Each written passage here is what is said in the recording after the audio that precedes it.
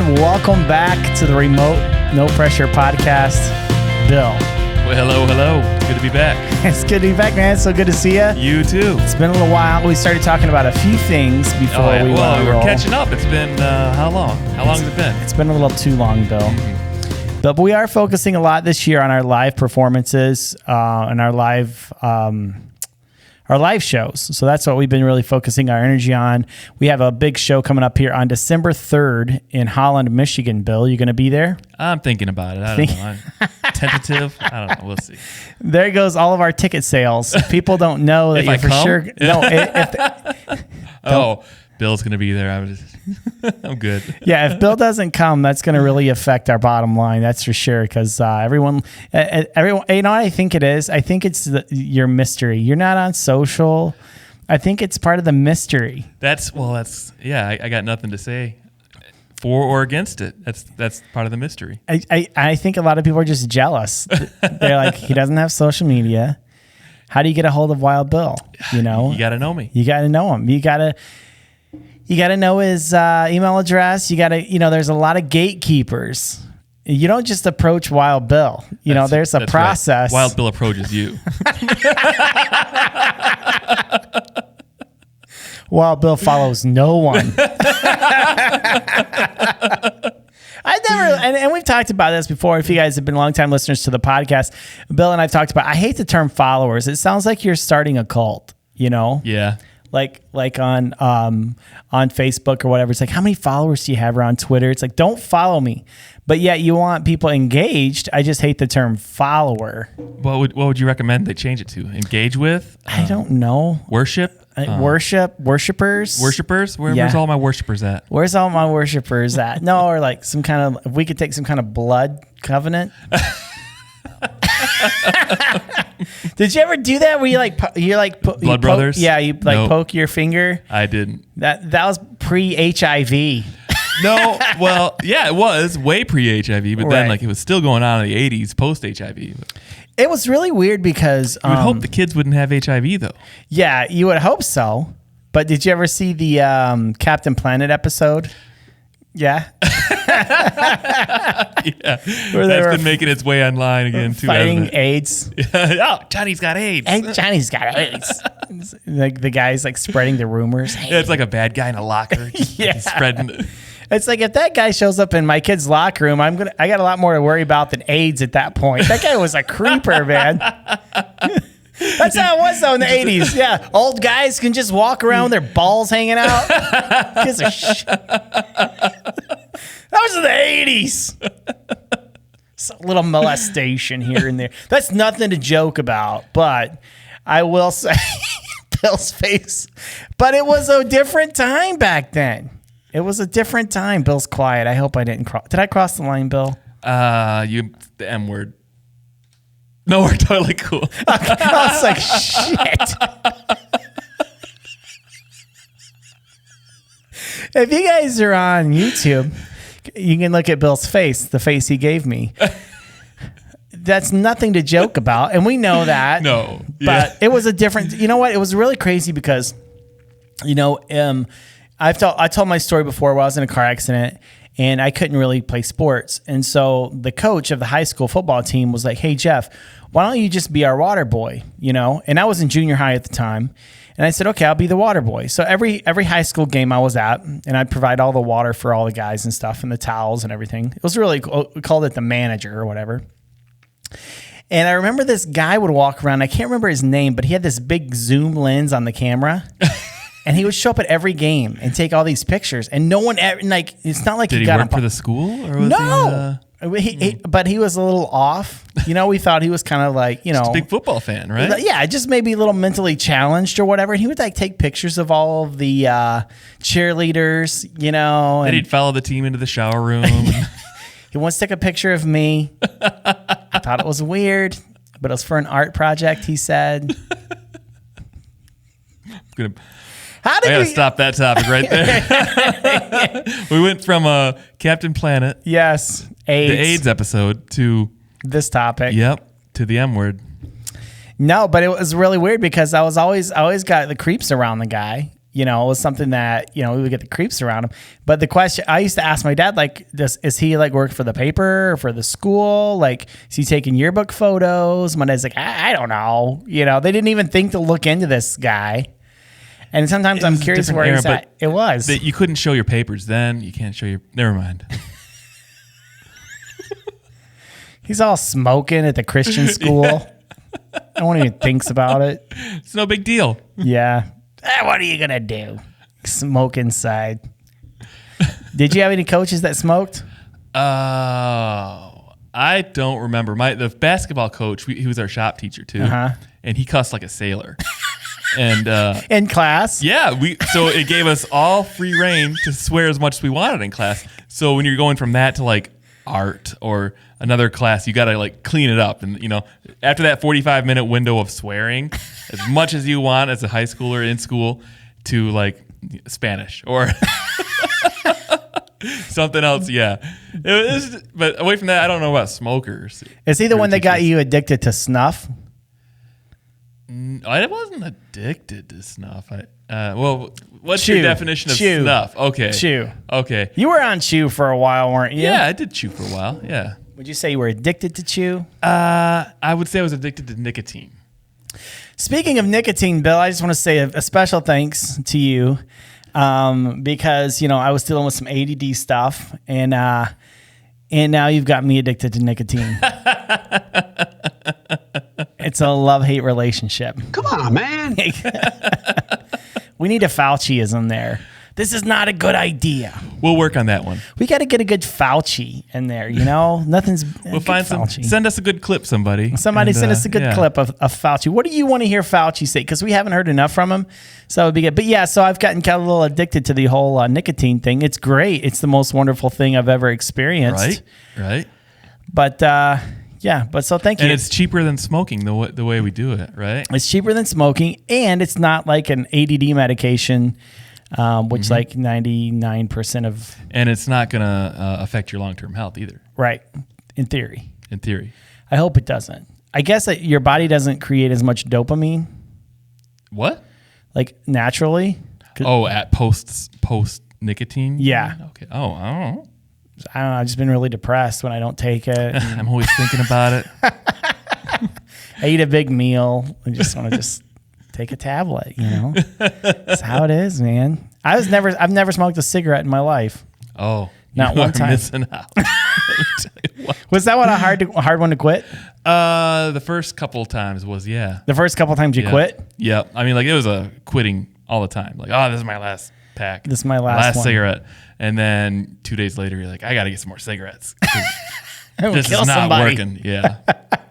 So it was a tough one. But now, like the last 10 years, I can go weeks and months, and it's been years since I've had a cigarette. So, oh, wow. It's great. Yeah, I've never smoked. I've never been a smoker at all. It just, I don't know, just never interested Now that you're doing nicotine, you should try it because... it's a gateway drug, baby. Exactly. It's a gateway Next drug. thing you know, you're doing ashwagandha. No. Ayahuasca. Ayahuasca. That's what I was thinking of. I would love to do ayahuasca, actually. I need to do, you know, the whole song, my song, Ode to Bob White, is about a journey with a guy talking to a buffalo. Yeah. And I think, you know, because it's based on Bob White's artwork, that bison photo that he did, or painting that he did. Mm-hmm.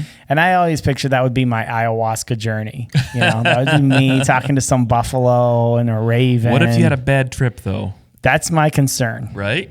I've heard a lot of people who have bad acid trips or bad peyote, whatever. Really? And it's just like they never want to do it again, or it's a nightmare. Sometimes I've heard it can break people where they, you know, psychologically they're just broken. Wow, that's interesting. You know, Paul Torres, he's been on the podcast a couple times, and he had a bad trip at a Grateful Dead function, and that's how he ended up. Do you mean concert? Well, I think it was after Jerry had just died. Oh, okay. So they were still kind of touring as like, you know, the Dead or whatever, Dead and Company. Dead and Company it is. I don't even know if it was Dead and Company back then. It was before John Mayer, you know. And but anyways, he just woke up naked in a desert. I've heard of that too. Yeah. Naked in a desert. I just think about insects crawling all over in places they don't belong. Yeah, but if it's hot enough to be naked in the desert, like that's a good thing too, because it's already getting cold here and I'm already sick of the cold. So This is mild cold too. yeah. And it seems to be like Burning Man and a lot of these nudist type places end up in the desert. Yeah, how come there's never any Michigan ones, right? We got a lot to offer here in Michigan. I bet there are some here, Bill. Yeah, I have a hunch. I just don't want to know. I'm not going to let you know how I have a hunch.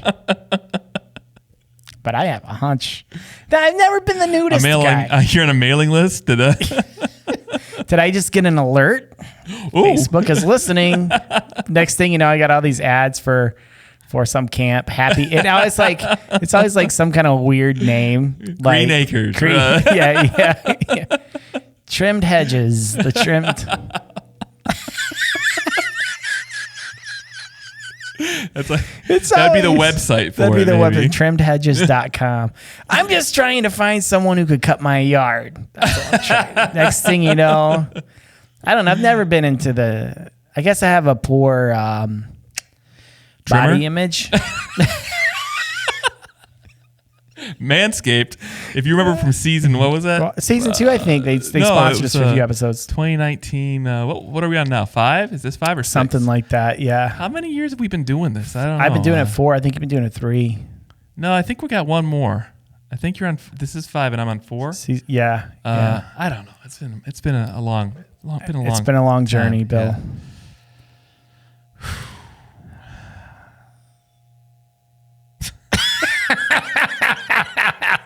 It's been a long journey. Yeah, it's but yeah, I've never been. I think I just have the poor body image.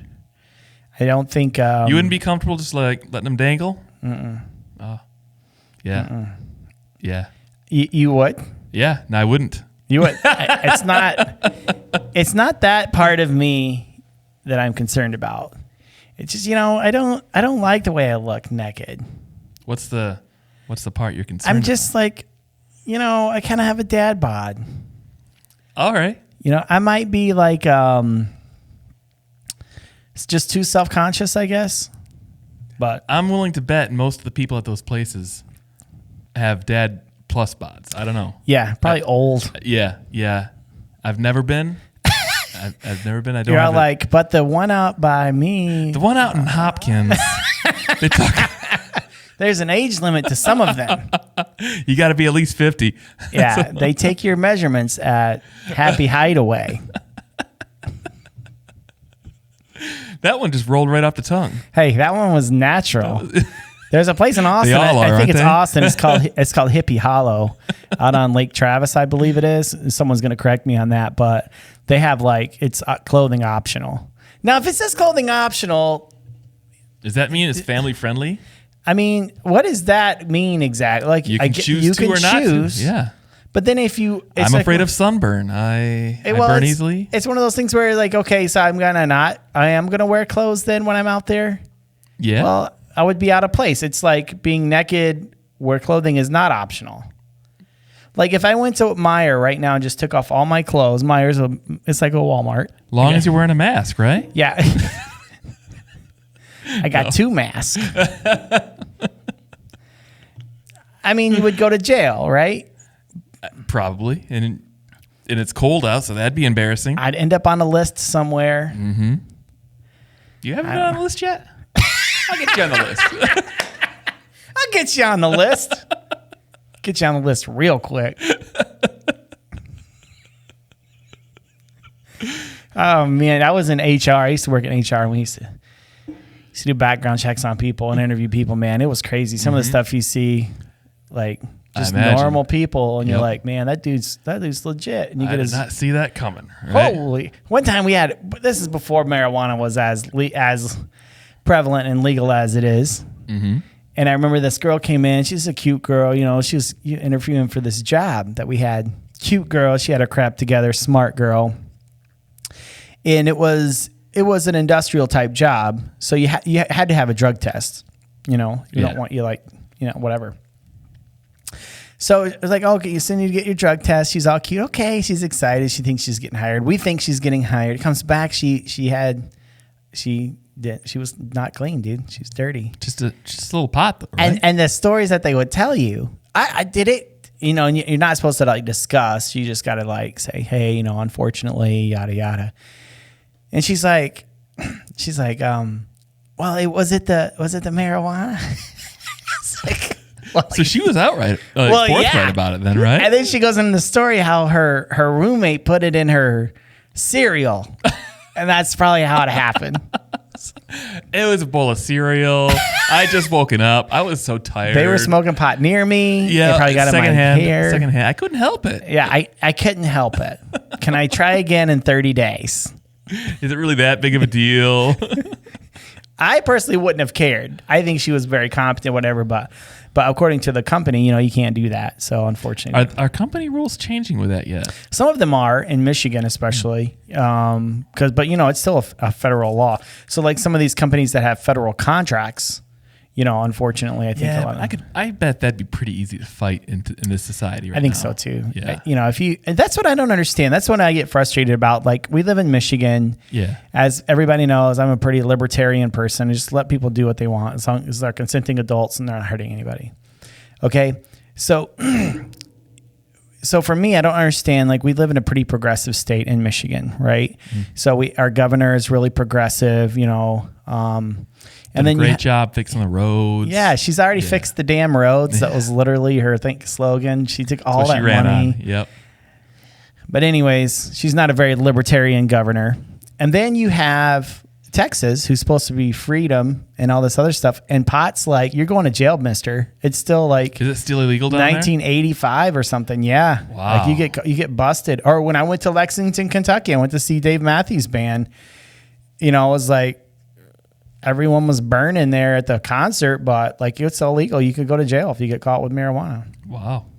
Yeah, like I know it's only been legal a few years here, but it still seems like they're so far in the past. It's so archaic. Mm-hmm. It's so archaic, and it's like, yeah. So even like I follow the Lexington Police Department and all such stuff, and they posted a picture of like a bunch of bongs that they seized in like bowls and some like marijuana, not even like a ton of it. And they're like, we got a bust. And I'm thinking that looks just like a grocery run in my state. It's like,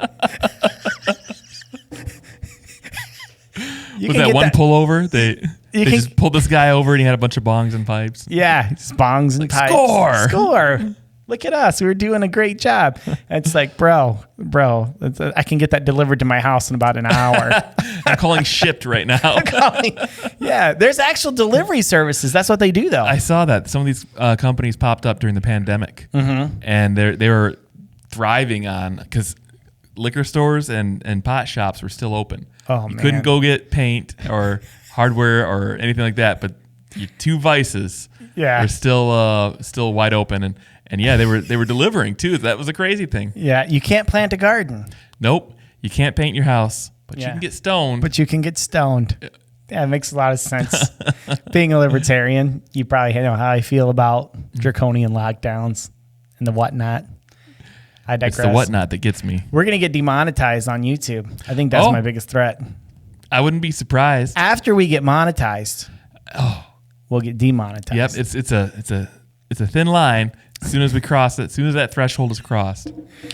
But then we know we made it, right? Yeah, we made it. And we get a lot of downloads on. Besides, we're already on Rumble too. We're already on Rumble. Mm-hmm. Rumble doesn't care. We're on OnlyFans. I mean, we've got. That's right. I forgot about that. I forgot about those cameras too. Wow. Really need to look into that. No. No, but it's just kind of, it's funny because my son, he's 12. He started a YouTube channel, and he gets more views than we do. Oh, wow. All he does is play video games. Yeah. He plays Fortnite or something like that. And we should be doing some Fortnite while we're. I don't play video games. Yeah, me neither. I despise. Maybe we should have your son come and play video games while we podcast. Yeah, we'll just be in like the little corner. Down here. Down right here, right about. I'm trying to do it on the screen here because this is all backwards to me. Yeah. Right in this general area. We'll just do a video right here of him playing video games. Yeah, there you go. Yeah. There you go. How to get free. We can do like videos. How to get free V-Bucks. That's the one he did, and he's just getting pounded with watches and everything. Oh, really? Yeah. He's like doing weird stuff. He's a smart kid. That's awesome. Yeah, but I act like I'm not jealous, but I am because he gets all these like kids. Because we've been doing this for a couple of years, and he's already surpassing me. How many subscribers does he have? I think he's got like just over 100 now. Still, how long has he been doing it? About 3 months. And how many years we've been doing it? We just passed 200. These kids watch videos all the time. Yeah, that's what they do. They watch these people play video games. What would be really funny, I think, did you ever see that show Mystery Science Theater 3000? Yep. Yeah, so we could set up like that, like a shadow, and like criticize his playing. He plays like a 12-year-old. Way to go, son. Oh, you died again.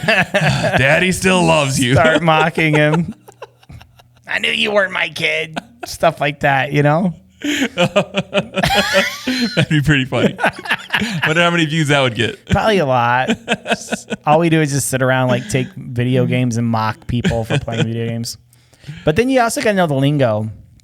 You know, you got to know the lingo. You got to know what they're doing. Yeah, we just get like a list of like 10 words, and we'll say each of them a couple of times, right? That's how it works. And then you got to yell. I don't know if you ever hear them, but they yell really loud that it overdrives the speakers. I have seen some videos like that. I don't watch a lot of those kind of videos, but like you'll see some people like mocking them, and they'll be like right on the mic. My god, dude! And they scream. Somebody cooking dinner, and all of a sudden, let's go! And I'm like, mother, turn it down.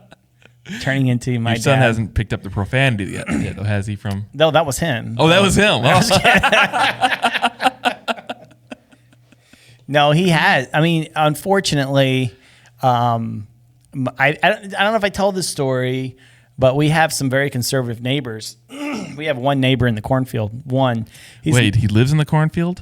Yeah, children in the corn. Oh, no, okay. He lives to the south of us. Cornfield's to the north of us, but he lives like right next to us. Very conservative guy. He always asks me if I'm going to church. You know, super nice guy, very nice guy. But I don't go to church, so my car's there. So he always asks me stuff. You know, you need a ride. You need a ride. Do you guys go to church online? Yeah, that's what we do. Anyways, so it was a hot summer day. Everyone's windows are open. You know, and my kids get into this fight. Are you guys home? We're home. Yeah, we're home. And then we're in the backyard just chilling. And like my son had like hit my youngest son hit my oldest son with like a stick or something. And he's like, F you! Like he said the word as loud as he could. My wife looked at me and was like, what are we going to do? I'm like, I don't know what to do. I know what my parents would do. You used that word wrong, son. You mean? Look. I didn't know what to do. I like my dad. Probably my mom would have beat the snot out of me. Yep. A child abuse. I mean, let's be honest. Nowadays, you go to jail for that kind of thing. It's correction. Let's just call it what it really is. Correction, right? But I was scared of my mom. I was really scared of my mom. But I didn't know what to do, so I just like unplugged his computer for a few days and grounded him. But Yeah, I know. What can you do these days when it's so easy to get called out for Anything. It's not like the 80s. Right? where the teachers would spank you. I got spanked in school. I've had that conversation. Did you get spanked at school? I didn't. I got spanked. Mrs. Sanders, second or third grade, she spanked me. She was a biddy, man. She was mean. She was a mean teacher. She hated me. She hated me. So Mrs. Sanders. And I don't remember. She's still alive or she dead? Oh, God, no. She was probably like 70, 75 back then. She was old, like really She's old. Dead now. She's dead. Try to look her up on Facebook, ask her out on a date. Try to catfish her. Check out this 41-year-old. broken heart. The only now who's getting spanked. That's how it was. She had a paddle on the wall. Mrs. Sanders, yeah. She was mean, man. I heard our band teacher was like that, but I never witnessed it. Like, and I was in a band with his son in school, so like he was always cool with me. I never got yelled at. Yeah, that's how it is, man. Yeah. It's different world, but different. And that was the late '90s, and I heard it was in the '80s. He had issues. I don't know. Well, 10 years will change you. 10 years will change you a lot. Speaking of getting changed, I don't know how. Are we changing? No, we're not changing. Oh. This isn't Hippie Hollow, Bill. Keep your clothes on. Nice new flannel, by the way. Oh, thank you. Orvis, yeah. Yeah, there you go. That little plug for Orvis. Right? Well, at Costco, it's not really. I didn't buy it at the shop. I'm cheap. It's really weird that Costco carries the Orvis brand because they have a few shirts and things there that are Orvis. Oh, I've only seen these flannels. I've gotten a couple of them from there, but yeah, I like them. They got little side pockets on the sides, and they're warm. Yeah, that's nice, man. That's super nice. Your classic fine flannels. But we want to say very, very big thank you to Orvis. I think they sent out a thing in their email thing for our event coming up December 3rd. Wow. What did you think of the last event, Bill? It was fun. There at Rockford Brewing. Yeah, it was a lot of fun. What did you think? I loved it. I think it was amazing. That back around? Yes. If you go to our YouTube page, you guys can see our sizzle reel from the event with Drew Rosema from Feenstra Guide Service. We really appreciate him. So I thought it went great. And today's interview is actually part of that with Drew Rosema. This is just the audio, correct? Just the audio. Yeah, just the audio. So we appreciate him. So this, what I'm really excited about coming up here on December 3rd, maybe you've always thought about getting into fly tying. I want to give a big thank you to Fly Fishers International, who's donated some material to tie flies on December 3rd. Brian Kosminski is going to be tying some flies. He's donated some vices as well that you can use for the night. Not donated them, but he's bringing a lot of vices. So if it's something that you've always wanted to do, you've always wanted to learn how to tie flies, come out on December 3rd at Park Theater in Holland, Michigan. Doors open at 6 o'clock. And you too can learn to tie. It's going to be fun, Bill. I'm excited about this event. We're just kind of dialing. There's a lot of things that could have went wrong on the last event. It was our first event. COVID's wiped us out, and I know it's been a crazy year, and we're back. Like we're able to do these because we weren't. We had to cancel one, didn't we? Yeah, we had to cancel one. We had all last year. We couldn't book March anything. of 2020. Yeah, and it was supposed to be at Big Lake Brewing. Well, then we rebooked this summer at Big Lake Brewing, and this event here was supposed to be on November the 11th, I think, or something like that. Mm-hmm. Big Lake calls me up in October, and they're like, "Hey, we can't host your event because we don't have any employees. We don't have the employees to manage it." Isn't that crazy? Well, where are the employees? Right? I Did they check the closets? I said, well, just look in the parking lot. I literally don't know where people are at. Where are they at? Where are you at? But anyway, so they got canceled. So we were like scrambling, man. Where are we going to do this event? Turns out we got Park Theater, baby, and it's an even bigger venue, better venue. It's gonna be a lot of fun. I've been there before. It's a nice place. Yeah. I did an open mic there before we booked it, just to kind of check the place out, scope the place out. Did you wear a fake mustache so they didn't know who you were? Oh yeah. Yeah, fake mustache on the mask that I wore. Yeah, and sunglasses. Yeah, and I had a cane like I was blind. Yeah. Just grabbing people's faces. Hold on, let me see. What do you look like, Then I got on the list. See, that's how I ended up on the list. It's that easy. No. You too could be on a list. You too. We can get you on a list. I am pretty sure I'm on a couple lists already, but not like those kind of lists. Just government watch lists. Yeah. Nothing crazy. I wouldn't NSA. Yeah. CIA. Yeah, like I subscribe to a lot of different like magazines and stuff that are. I don't think they care about those. It's okay. It's just for the reading, right? It's for the reading. For the articles. No, it's like libertarian magazines, like Reason, a couple other ones that probably, that's the whole problem when you subscribe to these things. You're instantly on a list. You're on the list. I look at like Epic Times a lot, and I'm sure that gets me on a watch list somewhere too. There used to be this cookbook, and I don't want to say the name. Oh of it, yeah, I know what I'm talking about. Yep. I'm literally nervous to say the name of it, but I remember that was like in our local library. But it was the 80s and 90s. It wasn't a big deal, and people weren't going out there making pipe bombs after reading this book. It was like it's just more of an FYI. Yeah, just in case. If you ever wanted to know how to make a pipe bomb. That was an awesome book, though. I remember renting it from the library and then now you're on hiding a list. And I got on the list. No, but I remember hiding it from my parents because I didn't know what anarchist meant.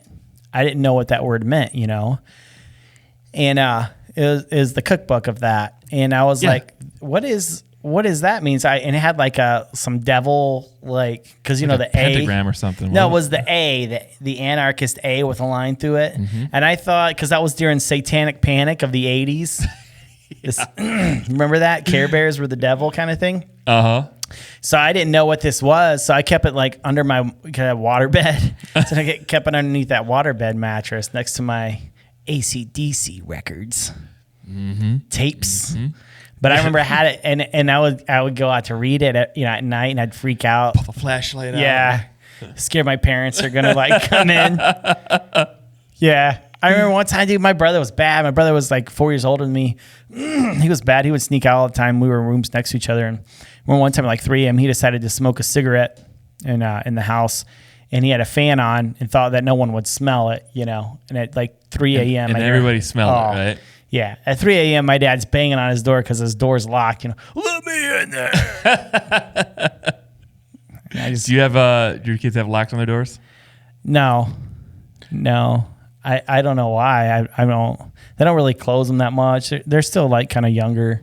Yeah, if I have kids, I don't know if I'd put locks on the doors or not. Yeah. Sometimes I just jiggle. I don't the want handle. them like reading that cookbook or learning, that kind of stuff, and just like looking at whatever they want to look at in the middle of the night. Oh yeah. We all electronics are upstairs usually. Yeah. But yeah, sometimes though I'll like jiggle the handle just to make them squirm a little bit, and I just walk off. Especially my 12-year-old, just jiggle it a little bit. Pucker effect.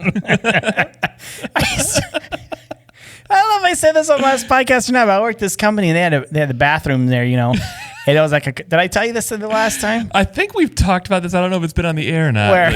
Where because you go in there and get on their phone dropping deuce, and there's one bathroom in the whole place, and it's like, man, I gotta pee, So I got mad about it. So one day, they say, someone's in here, you kind of jiggle the handle. You keep jiggling. Oh, it's locked. Someone's in here. And I was like, hey, Dale, you got your keys? The store's locked. It's jammed. Start freaking out. You just walk off. I told you about when I worked fast food, and one of the managers, I had to go to the bathroom. Uh-huh. And so yeah, I was in there, and the manager was just a year older than me. He was a real jackass. And he came up and he unlocked it, and he opened it, propped it open, and he went back to work. Uh-huh. And luckily this was in the back of the store, so it wasn't like people were walking by. Was this at Burger King Cadillac? Yeah. Okay, yeah. Great. Thanks. The haunted one? Yep. Frozen patty. Yep. Yeah. Cadillac West. So go on. No, that was it. That was the end of my story. It wasn't that prolific. Oh, that he just opened the door. Opened it up, left it open. Yep. While you were going to the bathroom? While I was going to the bathroom. Were you dropping deuce? Yeah. Damn, that's amazing. I was pretty exposed. Yeah.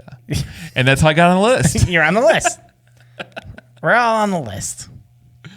No, we're not on the list. But well, Bill, did you have any final words? We got to cut to the interview. We got to get to the interview. We got an interview with Drew Rosema. This is kind of give you guys an idea of our live events. We're going to be doing more events here. We got another event in Chicago in February. We got that just booked in the Chicagoland area. And stay tuned to our website. Please also subscribe to our mailing list. And then you're going to get dates as we book them, because we're going to be through the Midwest this coming year in 2022. Gosh, it's hard for me to even think it's 2021. It's know, like we right? skipped a year. It's right? a legit leap year. What happened to the 2010s? Like that decade just, well, I guess I was blacked out a lot of it too. But yeah. I had kids, so I don't remember any of that. No, but this will kind of give people an idea of what to expect. We're going to do, so the event goes, we're going to have free tying. So you come up, you need some ties, and then we're going to do an interview, kind of like we did with Drew Rosema, kind of like we do here on the podcast here. Then Brian Kosminski is going to be our tyer for December 3rd. He's going to show us some different patterns and talk about fishing small streams up north. We're doing giveaways from Fly Fishers International. They got a brook trout rod they're giving away. TFO is going to be there with Brian Kosminski. They're going to be trying out a bunch of different rods. Maybe you've always curious about their brand. We also have a bourbon brand. It looks like it's going to be there handing out samples as well. We got lots of giveaways. I'm really excited about Remedy Provisions. They're doing some giveaways. It was Remedy Provisions, and then also, what was the other one? Sandhill Coffee. Remedy Provisions and Sandhill Coffee doing some giveaways. We have a couple more companies that will be doing giveaways as well. This event is actually sponsored by the Mayfly Project with Jess Westbrook, so they're going to be there as well. Family Capital Management out of Grand Rapids. Again, Family Capital Management. Click on the links below. They're one of our big sponsors as well. So we have Mayfly Project, Fly Fishers International. Also, the Fly Fishing Club from Hope College is also another sponsor.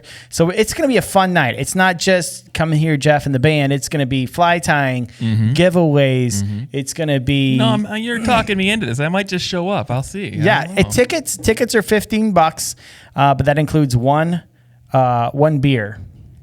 That's an expensive beer. That's an expensive beer, $15. But it does include a beer, one free beer. Come buy a beer and watch the fly tying event for free, right? Exactly. Come buy a beer for $72. You can't afford not to. You can't afford not to do this. You're going to miss but it's going to be a fantastic event. I'm very excited. We got Moth Bear's another company. They're setting up some stuff to donate for giveaways as well. So we'll have all that.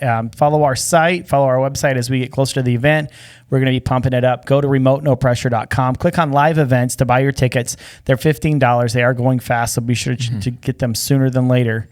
So before we go to the interview, I guess welcome to the podcast. Let's light the fire.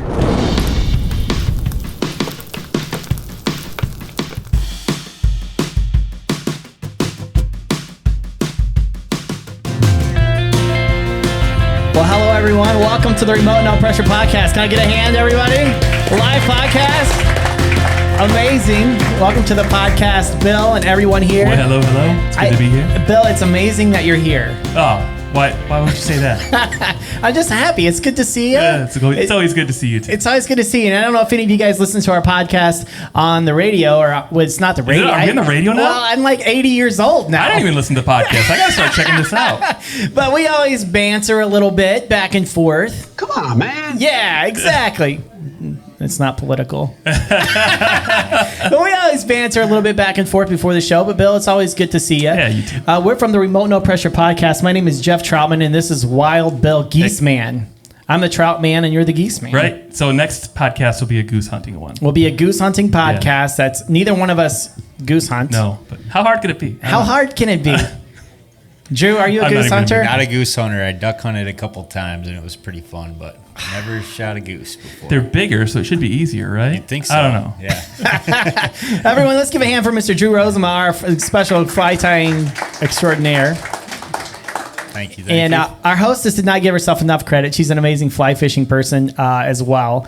And so we're very excited that everyone's here. And I'm excited for everyone on the team to be here. Now, Drew, you currently work for Feenstra Guide Service, correct? Yep, that's right. Yep. How long have you been doing that? I think I've been with Feenstra Guide Service for roughly 10 years, something like that. I've been guiding for 12, 13 years. So a couple years before that, and then got on with that crew, so... Yeah, I always say, like, we have Mr. Kosminski here as well, too. But I always say that guiding is probably the hardest. I like to name drop Brian Kosminski, and he's laughing. But but I always say that fly fishing, being a guide, is probably the hardest job in the industry. Would you say that's true? I mean, it has its hard times. It has its good times, yeah. You don't get to do a lot of fishing yourself, for sure, when you're guiding, so yeah, it can be. Do you ever just have somebody just hand off their rod to you and be like, "I'm done, just catch something for me"? I have over the years, yeah. I have. Try not to do that, but yeah. What's the craziest thing you've experienced out there? Anything offhand? I mean, we're talking about Bigfoot. Have you seen Bigfoot? Haven't seen any Bigfoot. Sasquatch, other dimensions. Crazy story. We were just talking about it. This just comes to mind because we were just talking about it. For like 3 or 4 days in a row, I set my winch on fire in the boat. And as we were guiding, I was with Nick Garlock, who's sitting over there. He sent me a text saying, "Are you grilling already?" It was a little early for lunch, and I said no. He said, "Well, there's smoke billowing out of the front of your boat, so you better check that out." So 3 days in a row, you said? Yeah, I had some major technical difficulties that time. So. Oh my God! Were you just expecting it that fourth day? You're like, "Well, I'll be back." I was. Yeah. I just resigned myself to it at that point. It comes with your brochure. When people sign up for a trip, you will see fireworks. Yep, you'll see some flames. Yeah. Oh, that's amazing. So why didn't you become an accountant? or just something not that boring? good with numbers, you know. I mean, was your family, when you told them, Yep. you know, that you're going to be a fly fishing guide, were they like, I don't know about all this? Were they pretty Very, supportive? very supportive. Yep. My family, both sides are very outdoorsy. So, yep, they had me fishing as soon as I could hold a rod, and pretty much just always wanted to do it. So, Well, that's amazing. Yeah, I know, like, telling my parents what I want to do for a living, you know, they weren't always so supportive. I want to be a musician, so I ended up in sales. So that's how it's going to be. But so what are you? We're not tying right now, but what did you want to tie for us tonight? And can you tell us a little bit about that and kind of walk us through that? Yeah, I mean, we're going to start out, I think, with just kind of the basic best fly, I think, to learn for everyone. For your first fly, it's woolly bugger is the name of the fly, and I definitely didn't make it up. It's been around for probably, 100 years, something like that. And it's a fly that can literally catch any fish that swims, so it's a really good one to learn. And the other good thing about it is when you're tying flies, it kind of incorporates a lot of the techniques to tie other flies. So it's a good one to start with, and then we'll tie that one to start, and then I'll just build off of that, and then I'll tie kind of a similar fly that basically uses the same techniques but a little flashier, a little more modern, and it's a fly that caught a lot of trout for me earlier this year. And so we'll go from there, and then you'll be able to see how you can learn the basic techniques on a woolly bugger and just change it up to something more modern, or just make something up if you want. And usually if you make a fly up, it works because no one's thrown it before, so the fish haven't seen it. So Sure. Yep. Well, it's funny because I actually asked him to tie a woolly bugger tonight, and part of the reason why is because it is kind of the entry level fly tying. So, and I talked to a few people who are here tonight. Some of the people were escaping their children for the evening, so we want to make it the best possible experience for you. But you know, if you're getting into fly tying, it's a great fly to tie. But the woolly bugger is very special to me, and I'll tell you a quick story.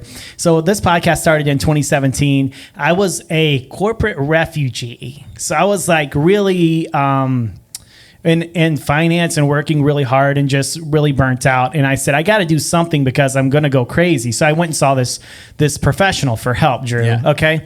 I should have went to a fishing guide, but I went to a psychologist instead. So I went to this to this lady, and she said, you know, there's nothing wrong with you, Jeff. You just need a hobby. You're working all the time. You're doing way too much. You got too much on your plate. And so I just went online and I found our local Fly Fishers International Club, which Mr. Gary Lindquist is here right now. You want to raise your hand, Gary? I don't mean to embarrass you. I do. But I remember showing up on the Flat River because I just looked them up online, and it was all these people that are quite a bit older than me. But it was our local Fly Fishers International group. And if you guys are interested in learning how to tie flies or learn how to fly fish, it's a great group to be a part of. And I remember talking to Gary and coming up there, and this guy named Doc, who's a plumber. I thought that was funny. His name was Doc. I digress. His name was Doc, and he had so much sweet gear. I thought he was a doctor, and then he told me he's a plumber. But anyways, so this guy's so stupid. So Gary, so I was talking to Gary, and he's like, well, can you cast that thing more than 10 feet? And I thought he was joking because I didn't think you could cast a fly. Right. I was like, yeah. I mean, your rod's what, 9 feet, so you get a foot out. You're Yeah, good, right? exactly. Exactly. I was like, are you kidding me? And he kind of took me under his wing there at Fly Fishers International. I'll always be indebted to them. And he tied on a woolly bugger, and he said, get some fish spit on it, is what he said. And I caught a ton of smallmouth bass. And then I told my wife every Tuesday night I'm going to therapy because I went fishing, and it really did change my life a lot. So cool. So I really appreciate everyone coming out. We're going to do a few giveaways, then we'll party a little bit, and then the band will start playing. But before we do that, I just want to say special thanks to Wild Bill, to his wife Jennifer, to the band, just and to everyone who's here, because this doesn't just happen. It takes a lot of people. So let's give everyone a hand if we could. We always talk a lot about awareness, right? There's not enough awareness about things in the world. You know, we need to be more aware. No one gets the joke. Bill, do you have any final last words? There goes the music again. Bill, you're supposed to I know. give I didn't some do kind any of homework for this life-changing either. thing. No. Every time. I know. Well, thank you guys so much for hanging out with us for the remote No Pressure podcast. And until next time, go fishing. Thank you guys. Thank you everyone for hanging out with us this week on the Remote No Pressure podcast. Be sure to check us out December 3rd at Park Theater in Holland, Michigan. Go to remotenopressure.com, purchase your tickets. Also, check out some of our we have a new Green Cottage shirt available on our website. And also, if you're a Driftless fan, we got a Driftless t-shirt as well. We got some really cool merch in our store, so be sure to check it out. Every time you buy something, it helps support the podcast. Thank you so much for, before we go, Bill, did you have any final... It's been so long. I have something prepared, and it's been how many months has it been? I don't know. It's the same story every time, Bill. Thanks for hanging out with me, Bill. Thank you all for hanging out with us, and until next time, go fishing.